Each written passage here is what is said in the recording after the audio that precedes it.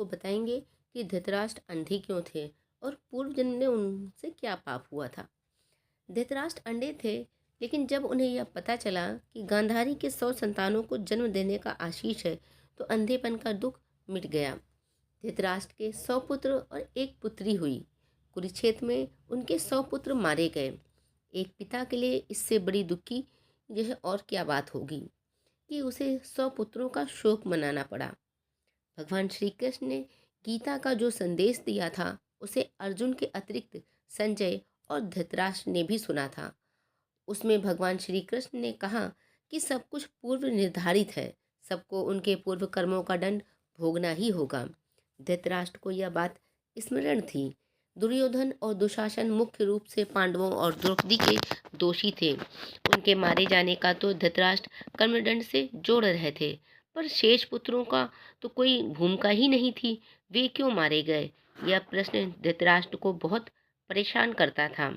महाभारत युद्ध समाप्त होने पर धृतराष्ट्र ने भगवान श्री कृष्ण से पूछा कि मैं अंधा पैदा हुआ, मेरे 100 पुत्र मारे गए।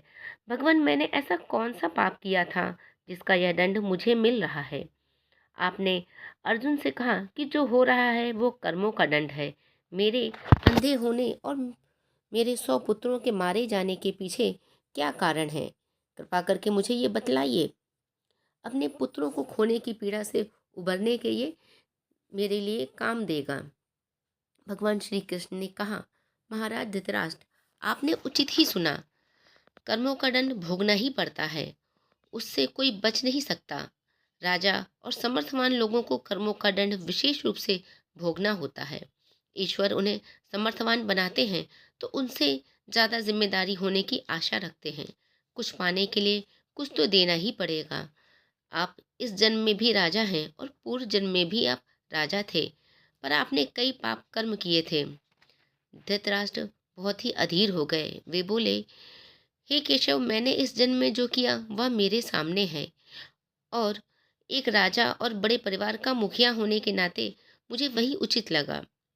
पूर्व जन्म का रहस्य जानने का इच्छुक हूँ, कृपा करके वह भी मुझे बतलाइए। ऐसा कौन सा पाप था कि मैं अंधा हुआ और 100 पुत्र भी गंवाए। भगवान श्री कृष्ण ने धृतराष्ट्र को पूर्व जन्म की याद दिलानी, उन्हें वो पूर्व जन्म में ले गए। भगवान श्री कृष्ण बोले, महाराज धृतराष्ट्र, पिछले जन्म में आप एक राजा थे। आपके राज में एक तपस्वी ब्राह्मण रहते थे। ब्राह्मण के पास हंसों का एक जोड़ा था, जिसके 4 बच्चे थे।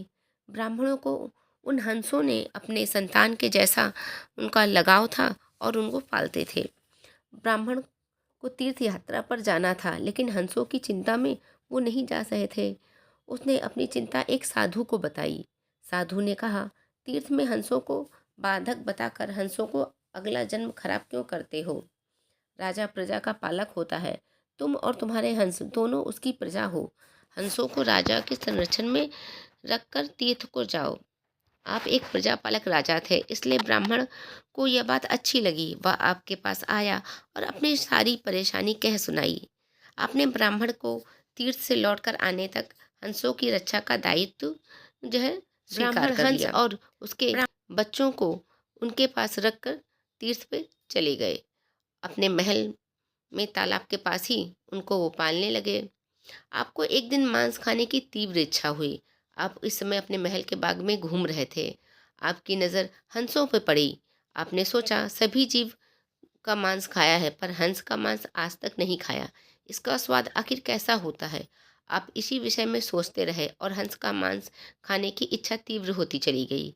यह इच्छा अब पराकाष्ठा पर पहुंच गई थी। आप खुद को रोक न पाए। आपने हंस के 2 बच्चों को भून कर खा लिया। उसका स्वाद आपकी जीभा को लग गया। हंस एक एक करके 100 बच्चे हुए। आप सबको खाते चले गए। अंततः हंस संतानहीन होकर दुख के मारे मर गया। कई साल बाद वह ब्राह्मण तीर्थ यात्रा से लौटा और आपके पास आया। उसने आपसे अपने हंसों का जोड़ा और उनके बच्चे तो मांगे। लालच की बलि चढ़ चुके थे।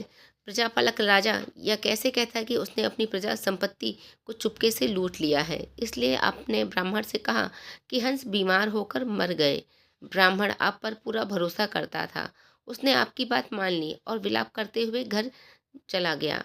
महाराज धृतराष्ट्र, आपने हंस के बच्चे को खाकर फिर झूठ बोलकर एक साथ कई अपराध किए। आपने तीर्थ यात्रा पर गए ब्राह्मण के साथ विश्वासघात किया, जिसने आप पर इतना विश्वास किया। आपने प्रजा की राजधर्म भी नहीं निभाया। जीवा के लालच में पड़कर 100 हंस के बच्चों को भून कर खा गए, जो आपके पास आश्रय के लिए आए थे। इस तरह आपने उन असहाय का वध किया जिसे आपने आश्रय दिया था। यह बहुत बड़ा पाप है। हे राजन, इस घनघोर पाप का दंड आपको तो मिलना ही था।